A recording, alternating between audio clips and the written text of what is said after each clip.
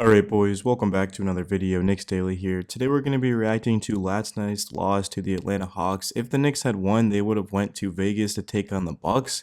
And if they won that, they would have went to the championship with a chance at 500K each. But they didn't win. And as I always say on the channel after a loss, it's not always about losing.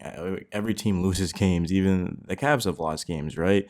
But it's how you lose them. And the Knicks in this one, they were just outworked, out hustled. The Hawks did not shoot the ball well. Let's take a look at their percentages. So they shot it at 41.3% from the field and 29% from three.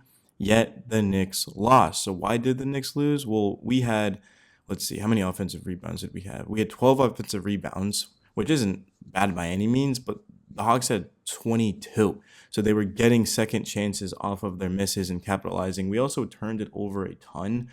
Not really, I guess. We had 12 turnovers. It seemed like we had more than that. I mean, well, shot clock violations don't count as turnovers, I believe. So that's kind of the thing, is we weren't putting together good possessions. We weren't knocking down shots. We finished 43% from the field and 26.2% from three. I mean, at one point in time, we had missed 12 straight threes up until Josh Hart knocked one down. There was just too many guys who didn't show up. OG defensively did 3 blocks and a steal, but he was 5 of 17. Jalen Brunson was 5 of 15. And then everyone else in the starting lineup was very efficient. Mikal Bridges, minus 17, though. Cat, minus 11. Like, that's just not going to cut it, man. It's just really inexcusable. I think the best player for us in this game was Josh Hart. He was a minus 2 in 34 minutes. He had 21 points, 8 boards, and 6 assists and a steal. But if you just look at the box score, you wouldn't think that. But if you watch this game, Hart was giving constant effort and energy 24/7. No one's surprised by that. It's Josh Hart. But just given the circumstances, the Knicks needed to be more like Josh Hart in this one. Their shot was off. They need to hustle. And I think the Knicks from last season win this game. Maybe even the Knicks team that didn't even have Julius Randle. Just a huge lack of effort. It's very, very concerning. The team played soft, as I posted in the community post after the game. There's just no other way around it. Of course, it's a December 11th game. It's not the end of the world. The Knicks are 15-10. I mean, certainly the expectations are to win a championship. Anything else is a disappointment. Like, if the Knicks go to the finals and lose, I don't think it's a bad season, but it's not the season that they want. You don't trade 5 first-round picks for Mikal Bridges. You don't trade Randall and DiVincenzo for Cat to lose. Like, you're going to all in. You're putting all chips on the table. The Knicks now don't have any finances. They don't have any draft capital. So this is the team they're going to be stuck with outside of Landry Shamet and Mitchell Robinson when he comes back. And at that point, we're probably talking about a 7-man rotation. So we'll see Bridges, OG, Cat, Brunson, and Hart. And then we'll see Achua, that's 5. Mitch is going to be 6. And then Miles McBride is going to be 7. I don't think we'll see much campaign in the playoffs. No Landry Shamet. So I mean, this is it. This is the Knicks' chance right here, and I think Mitch will definitely make a difference. Did the Knicks win last night with Mitchell Robinson? I mean, who knows, right? I do think Mitch makes a big impact, but you can't really rely on him because he hasn't been able to stay healthy. So that's the thing, is we're just waiting for Mitch to come back, but is he going to be able to stay on the court? And of course, is he going to be the same player? We don't really know, man. Like, who knows to this point what's going to happen for the future of the Knicks? But right now, they're still the 4th seed. I don't think the Knicks have played the best this season by any means. I mean, I know I said after the Raptors game that I was pretty satisfied. But then it seems like every time I'm satisfied, a loss to the Pistons happens or a loss to the Hawks. Like, it's just kind of ridiculous, but it is what it is, man. Nothing I can do about it. In terms of what's next for the Knicks, though, they are going to be at Orlando.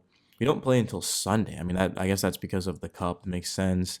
And then Thursday at Minnesota, that's a huge gap, dude. That's pretty crazy. We don't play for, what, 3 days when I'm recording this video. And then after that, we don't play for 4 days. And then the 21st at New Orleans versus Toronto.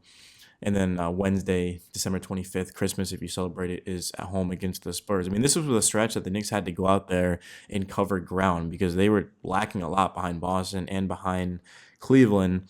And now they've lost to the Mavs, which the Mavs was without Luka, but I don't know. The Mavs game was pretty bad, if I'm being honest, offensively. Utah game was probably the worst loss of the season.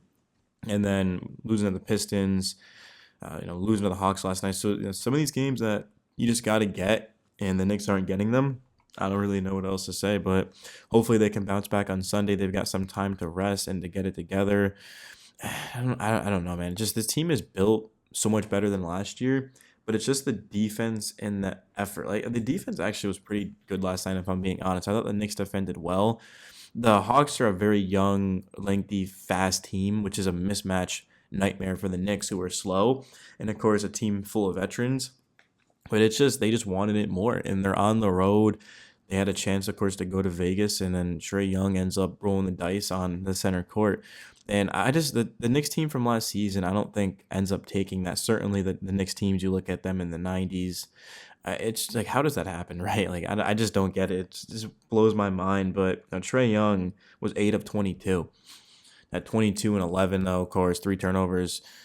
Brunson and Trey, I mean, I don't know. There wasn't anything to this game. It just sort of seemed like a normal December regular season game. There wasn't any implications for the Knicks, and I'm definitely not concerned with where we're at. I do think the Knicks will be fine. I think eventually there's going to be a turning point in the season where the Knicks are consistently winning games and dominating.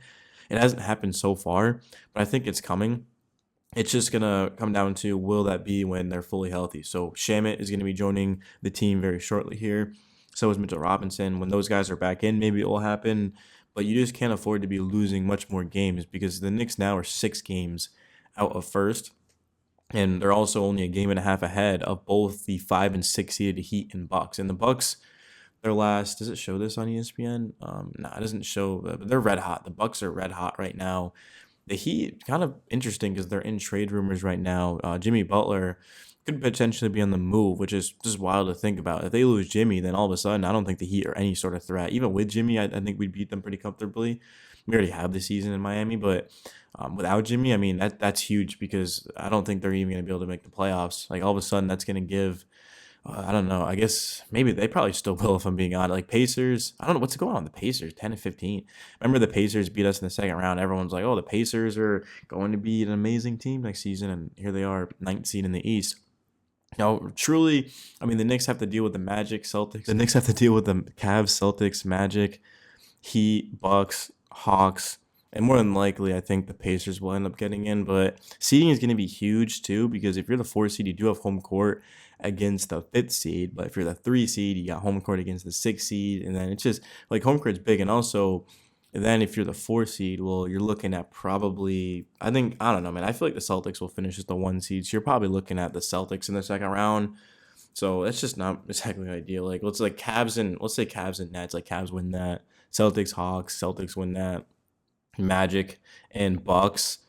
Honestly, that's really tough. That'd be like a coin flip. But let's just say that for some reason I think I'd pick the Bucks. I don't know. I think I'd honestly pick the Bucks because then if the Bucks do win that, then they would play the Celtics in the second round. So that'd be good for us. And then we take on the Cavs, who would be the 2 seed in the second round. So that I don't know. It's just like crazy things like that. But basically, the Knicks just have to start winning games. There's no other way around it, man. I don't mind losing, but it seems like whenever the Knicks lose, they just don't bring any effort. It's just frustrating. But